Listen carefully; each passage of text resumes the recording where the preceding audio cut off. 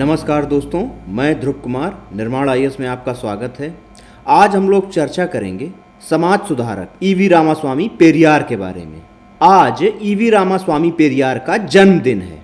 उनका जन्म 17 सितंबर 1879 में हुआ था। पेरियार एक बड़े समाज सुधारक तथा दलितों, पिछड़ों व महिलाओं के हितों के लिए लड़ने वाले योद्धा थे। उन्होंने 1925 में हुए वायकाम सत्याग्रह में महत्वपूर्ण भूमिका निभाई थी। उनके द्वारा 1929 में आत्मसम्मान आंदोलन या सेल्फ रिस्पेक्ट मूवमेंट शुरू किया गया। पेरियार के द्वारा जस्टिस पार्टी बनाई गई और आगे चलकर 1944 में उन्होंने आत्मसम्मान आंदोलन और जस्टिस पार्टी को मिलाकर द्रविड़ कड़गम का गठन किया।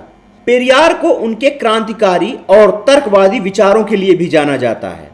उनका जन्म एक धार्मिक हिंदू परिवार में हुआ था, लेकिन पेरियार घनघोर हिंदू विरोधी और तर्कवादी थे।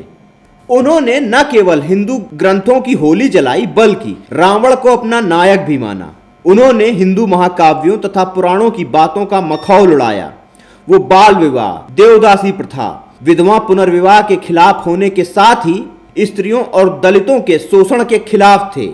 लेकिन ब्रिटिश शासन के द्वारा अपनाई गई विभाजनकारी नीतियों की परिणाम स्वरूप उत्तर और दक्षिण भारत के बीच विभाजन की खाई पैदा हो चुकी थी और ब्रिटिश के द्वारा इसी समय आर्य आक्रमण की थ्योरी को गढ़ा गया और पेरियार के द्वारा भी इस आर्य आक्रमण की थ्योरी को अपनाया गया। पेरियार मानते थे कि आर्य विदेशी थे और उन्होंने भारत की मूल द्रविड़ सभ्यता को नष्ट कर दिया था। इसीलिए वे हिंदू धर्म के साथ ही उत्तर भारत और हिंदी भाषा के घनघोर विरोधी थे।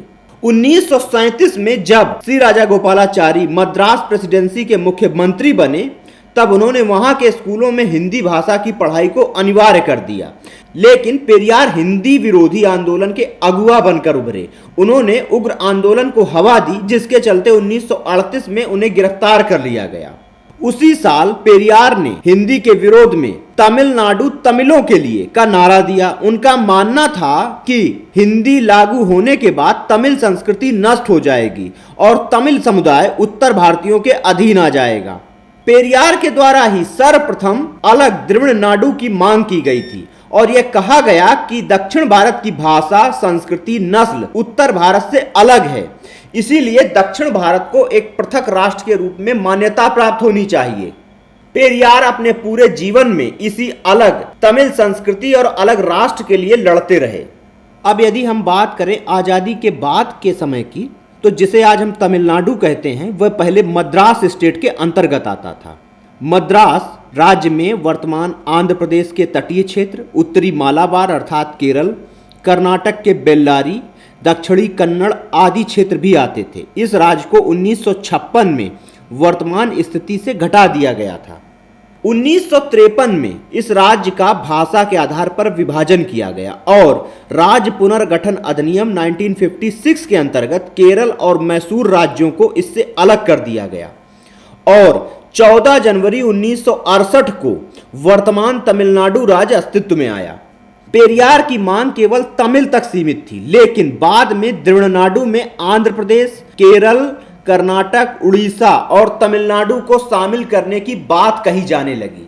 तमिलनाडु की राजनीति में उनका नीतिगत प्रभाव हम आज तक देख सकते हैं।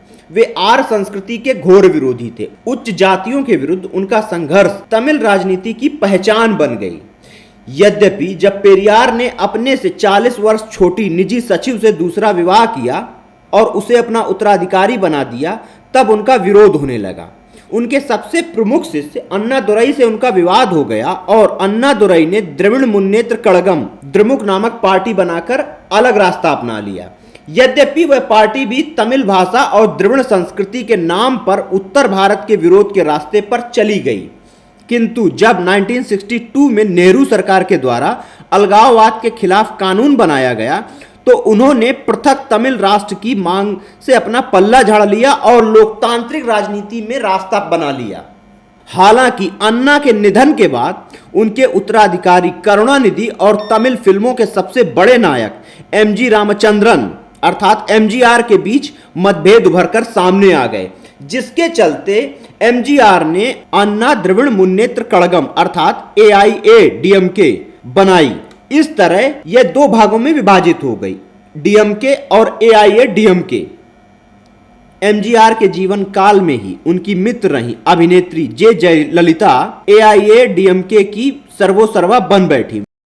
वहीं करुणानिधि के अवसान के बाद उनकी 4 पत्नियों की अनेक संतानों के बीच चले सत्ता संघर्ष के बाद पार्टी की कमान उनके बेटे स्टालिन के हाथ में आ गई, जो इस समय तमिलनाडु के मुख्यमंत्री हैं। हालांकि आगे चलकर दोनों द्रविड़ पार्टियां द्रविड़नाडु के मुद्दे पर ज्यादा मुखर नहीं रहीं, किंतु देश में सबसे ज्यादा आरक्षण देने वाले राज्य के रूप में तमिलनाडु में दलित और पिछड़ी जातियों के बड़े वोट बैंक को डीएमके और एआईएडीएमके के साथ इन्होंने जोड़ दिया और 1967 से वहां इन दोनों का ही शासन बारी बारी से चला आ रहा है।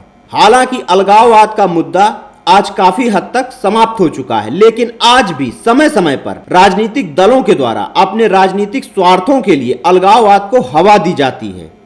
अतः आवश्यकता इस बात की है कि देश की एकता को बढ़ावा देने के लिए ऐसे अलगाववादी विचारों से बचा जाए और अलगाववादी तथ्यों को हवा देने के लिए जो भी ऐसा कार्य करे उस पर कड़ी कार्रवाई की जाए। इस टॉपिक में इतना ही। धन्यवाद।